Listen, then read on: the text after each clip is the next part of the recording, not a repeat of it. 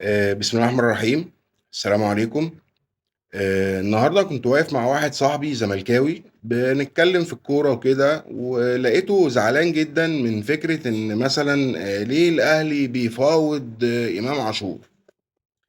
فقُلت أعمل الفيديو ده النهارده عشان نقول معلومات كده يعني معلومات من التاريخ كُلّه، الحاجات المشابهة اللي حصلت زي دي. فقُلت مثلًا أقول في الفيديو ده اللي حصل من زمان. فمثلًا من زمان أوي، من تاريخ بعيد جدًا، كان في لعيب اسمه حسين حجازي، ده أول لاعب يا جماعة انتقل من الأهلي للزمالك. الكلام ده كان سنة 1915. من سنة 1915 فضل يلعب في الأهلي 8 سنين، بعد كده سنة 1923 انتقل بقى من الأهلي للزمالك. وبعديه جه لاعب اسمه عبد الكريم صقر، برضه لعب في الأهلي 3 سنين، الكلام ده كان 1935. برضه بعد ما لعب في الأهلي راح لعب في الزمالك. بعد كده جه كابتن جمال عبد الحميد. كابتن جمال عبد الحميد لعب في الأهلي من سنة 1977. فضل 7 سنين يلعب في الأهلي، وبعد كده سنة 1983 انتقل من الأهلي للزمالك، وفضل يلعب في الزمالك 9 أو 10 سنين من سنة 1983 لحد 1993.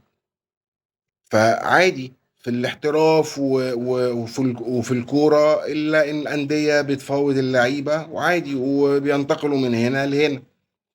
برضو نيجي للصفقة الأشهر اللي حصلت في الكرة المصرية أياميها، يعني كان صفقة أشهر توأم في الكرة المصرية، كابتن حسام حسن وكابتن إبراهيم حسن.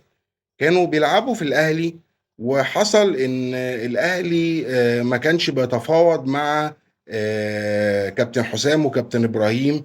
وأياميها الزمالك استغل الفرصة وتفاوض مع كابتن حسام وكابتن إبراهيم، وتعاقد معاهم، وفعلا تم انتقال حسام وإبراهيم من الأهلي للزمالك. و... وعادي برضو، وانتقلوا ولعبوا في الزمالك ولعبوا كل حاجة.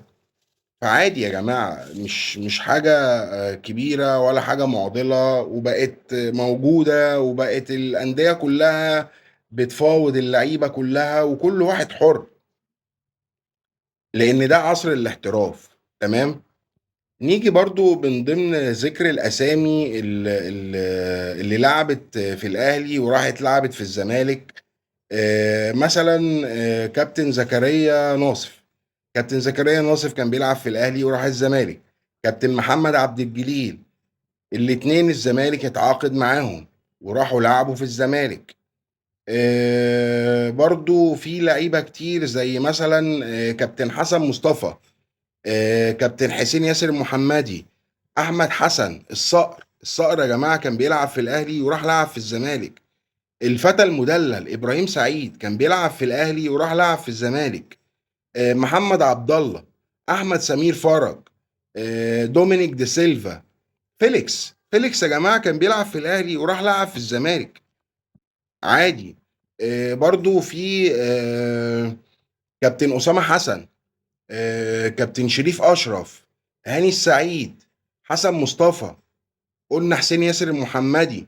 كل اللعيبه دي لعبت في الاهلي وراحت بعد كده لعبت في الزمالك.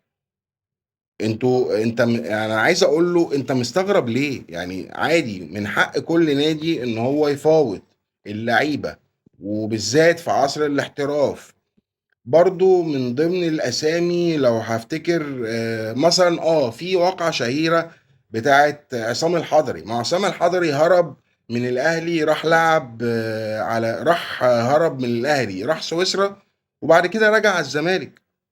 واياميها ما حدش قال كوبري ولا مش كوبري وبتاع ومش عارف ايه، وعادي.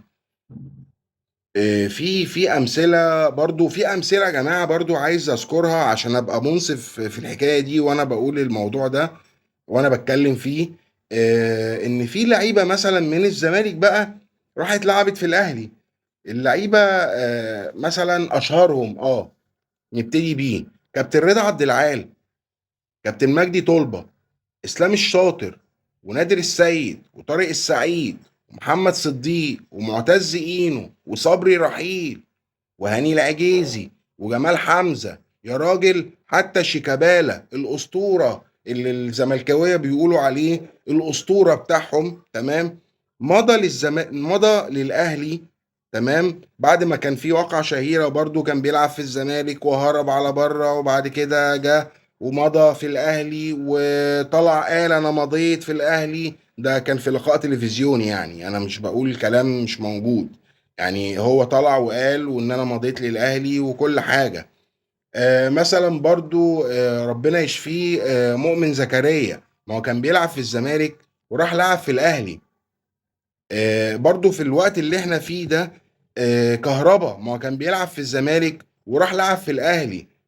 وبرضو في واقعة شهيرة قريب حصلت، ان مثلا عبد الله السعيد، الزمالك قعد يغري عبد الله السعيد بفلوس كتيره جدا. حتى لو تفتكروا الشنط، وقعت الشنط لما جابوا له ملايين في شنط، وفعلا وقع يعني وقع للزمالك وخلاص، وكان هينتقل، وبعد كده ما كملتش الانتقال الصفقه يعني. برضو لو نتكلم على نيجي مثلا للمدربين، في المدربين مثلا كان في المدرب هولمان برضو مشى من الاهلي وبعد كده راح درب في الزمالك.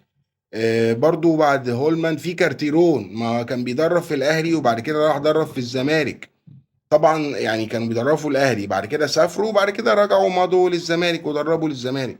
من ضمن المدربين اشهر مدرب واسطوره كابتن الجوهري، مشى من الاهلي وبعد كده راح درب في الزمالك واخد معاهم بطولة افريقيا.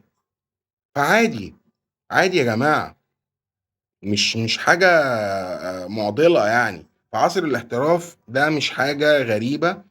ومثلا في وقت من الاوقات ما هو الزمالك كان بيفاوض جوزيه، ما هو كان بيفاوض حسام البدري، ما هو كان بيفاوض فايلر، ما هو كانوا من شويه من فتره كانوا بيفاوضوا مثلا موسيماني. ما هو برضو عايزين، قعدوا فتره ولحد دلوقتي برضو ما هو قاعدين بيفاوضوا رمضان صبحي انه يروح الزمالك. كل الأمثلة دي لعبت في الأهلي وبعد كده راحت لعبت في الزمالك، أو لعبت في الزمالك وراحت لعبت في الأهلي. فأنا عايز أقول لصديقي الزملكاوي ما تستغربش، لأنه عادي في عصر الاحتراف إنه حاجة زي دي تحصل، تمام.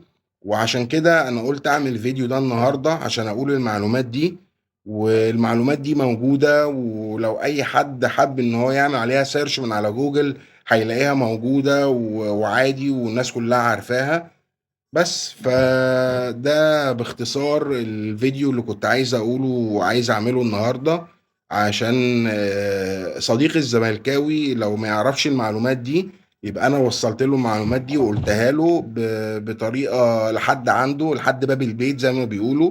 قلت له المعلومة، ويا رب اكون ضيف خفيف على قلبكم. وبطلب منكم بس تعملوا شير ولايك وكومنت، وشكرا، والسلام عليكم. سلام.